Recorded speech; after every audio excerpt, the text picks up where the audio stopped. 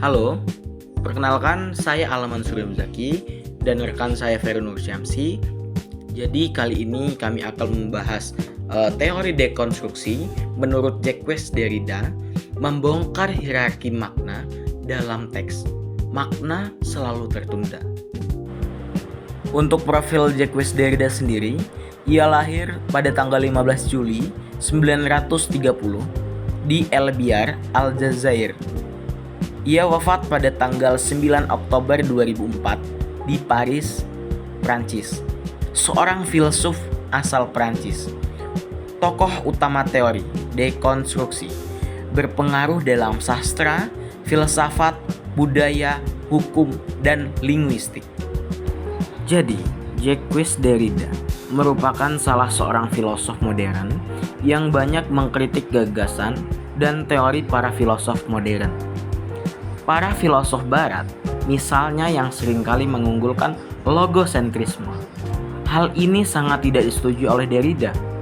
Dia berpikir bahwa tidak mungkin konsep yang pertama selalu menjadi yang benar dan konsep setelahnya hanya tambahan saja. Hal itu menunjukkan bahwa kebenaran itu tunggal dan mutlak. Sama seperti konsep totalitas dan konsep esensi kritisnya. Lanjut, objektivitas. Konsep Derrida berbeda dengan konsep para filsuf sebelumnya. Cara yang ditawarkan oleh Derrida adalah dalam memahami makna teks yang tidak boleh terus mempertahankan makna yang lama atau sudah ada, dan menentukan makna yang di kemudian mengganggukannya. Tetapi harus diperoleh suatu kebenaran yang sungguh-sungguh baru dan menggambarkannya. Kebenaran ini diperoleh tanpa menyingkirkan kebenaran-kebenaran atau makna-makna yang lalu yang sudah mendahuluinya. Setelah kebenaran ini ditemukan, kita tidak boleh secara legitimasi mengatasi bahwa itulah kebenarannya yang sesungguhnya atau absolut.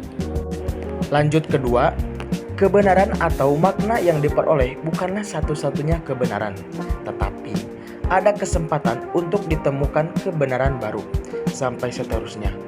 Dan menurut Derrida, teks dapat diinterpretasikan sampai tidak terhingga. Olehnya, kita tidak boleh mengambil kesimpulan karena bagi Derrida, kebenaran tidak harus tunggal, absolut, dan universal. Makna yang diperoleh bukan tiruan atau dari pemikiran penulis sendiri atau pembacanya, tetapi sungguh baru. Makna diperoleh dari teks itu sesuatu yang tidak dipikirkan bahkan oleh penulisnya.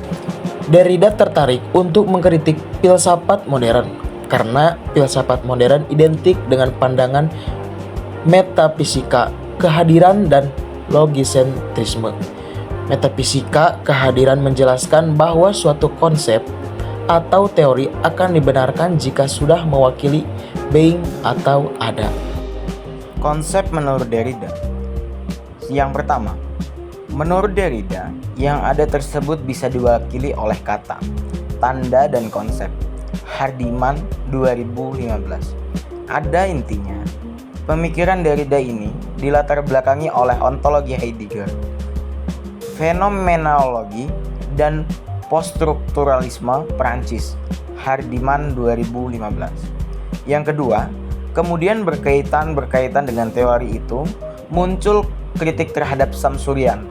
Ferdinand de Saussure merumuskan teorinya melalui dua oposisi biner, dua hal yang berlawanan, seperti besar dan kecil, ucapan dan tulisan, ada dan tidak ada, murni dan tercemar, dan seterusnya. Yang ketiga, bagi siapapun yang mempelajari teori politik, Derrida menawarkan seperangkat alat daripada doktrin untuk dihafal. Dekonstruksi mengajarkan kita untuk membaca secara kritis, untuk menanyakan apa yang dikecualikan oleh teks, dan untuk mempertanyakan hierarki yang menampilkan diri mereka sebagai alami. Lanjut, untuk contoh dekonstruksi sendiri, dalam waktu itu seperti pidatonya Pak Jokowi yang berkata, "Tapi saya di Jogja, saya akan lawan." Nah, pada zaman dulu, pas dia pidato di depan orang-orang yang mendengarnya sangatlah terpukau atau sangatlah histeris. Tetapi untuk di zaman sekarang, pidato Pak Jokowi itu sekarang dijadikan bahan jokes. Dan contohnya seperti di kehidupan sehari-hari, yang mana contohnya seperti pelari, yang mana kalau zaman dulu sakit, kita dengan diobat atau diolahragakan seperti lari. Tapi zaman sekarang yaitu berlari berpindah dari segi bahasanya, yaitu pelari culture. Nah, untuk kesimpulannya, warisannya jauh melampaui filsafat. Dekonstruksi telah membentuk kritik sastra, jurisprudensi, teologi, arsitektur, dan pemikiran feminis dan pasca kolonial. Dengan bersikeras bahwa makna tidak stabil, jamak, dan selalu bergerak. Derrida mengubah cara seluruh generasi sarjana mendekati bahasa, kekuasaan, dan kebenaran. Keberatan umum lainnya muncul setelah beberapa kritikus sastra mereduksi dekonstruksi menjadi teknis kelas mekanis untuk menemukan biner dan kontradiksi. Derrida menolak hal ini, bersikeras bahwa dekonstruksi bukanlah formula yang dapat diulang tetapi praktis responsif yang memperhatikan keunikan setiap teks. Perdebatan yang lebih luas tentang relatif, ambiguitas, dan kegunaan politik dekonstruksi berlanjut hingga hari ini, yang merupakan tanda betapa pentingnya ide-ide itu masih penting.